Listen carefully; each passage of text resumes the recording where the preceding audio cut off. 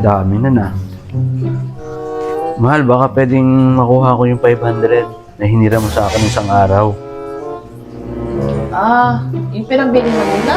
500? Oo, tsaka yung 1.5 kanina, yung parcel. May parcel ka, 1.5. Di bali 2,000. Sa halagang 2,000? Nanginingil ka? Oh, bakit? Eh, paano naman yung mga pinaghirapan ko? Yung pag-asikaso ko sa iyo, paglalaba ko ng brief mong malibag. Tapos, sisingil-singilin mo ako? Paano ko ikaw singilin ko na ito paghihirap ko? Huwag mo na akong bayaran, okay na. Ha? Okay na.